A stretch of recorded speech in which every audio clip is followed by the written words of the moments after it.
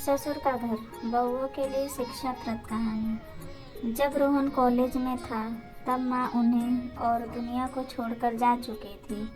एक काम वाली बाई सक्कू थी जो सुबह से लेकर शाम तक उनके घर का सारा काम करती थी। नई नई शादी हुई थी, इसलिए सक्कू बाई का दिन भर घर में रहना सीमा को अपनी प्राइवेसी में बाधा सा लगता था। इसलिए अब सक्कू बाई सुबह खाना बनाना, कपड़े और पोछा करने के बाद चली जाती और वापस शाम को आकर खाना बनाती।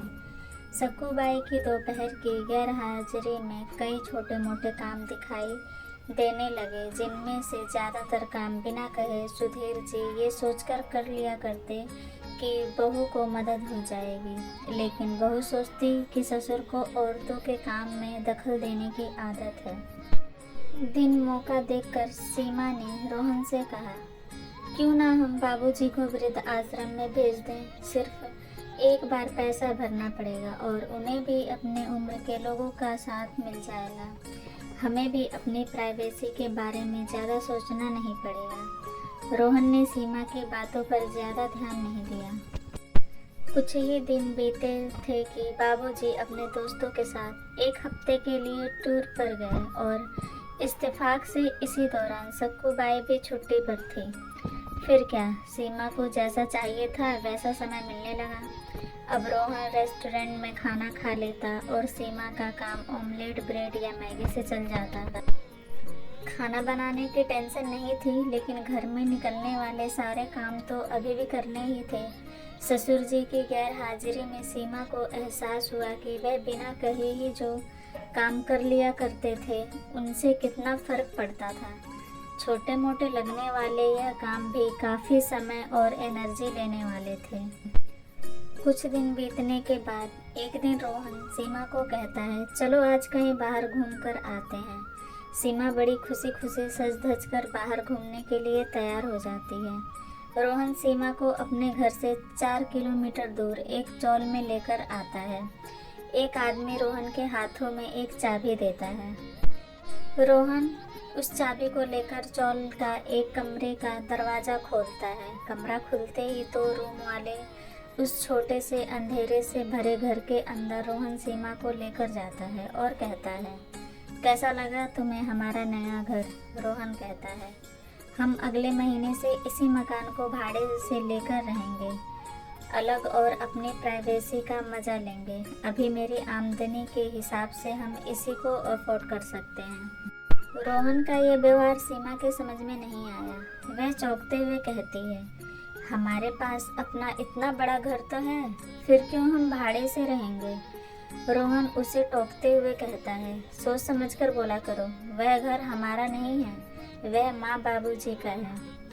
तुम्हारे पास 1 महीना है सोचने के लिए कि तुम्हें आगे क्या करना है। दोनों वहाँ से वापस अपने घर लौट आते हैं। पूरे रास्ते सीमा के दिमाग में तरह तरह के विचार चल रहे थे।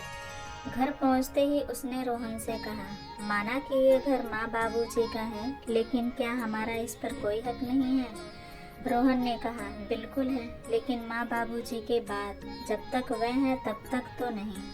अगर तुम्हें हक समझ में आता है तो तुम्हें जिम्मेदारियां भी समझ में आती होंगी।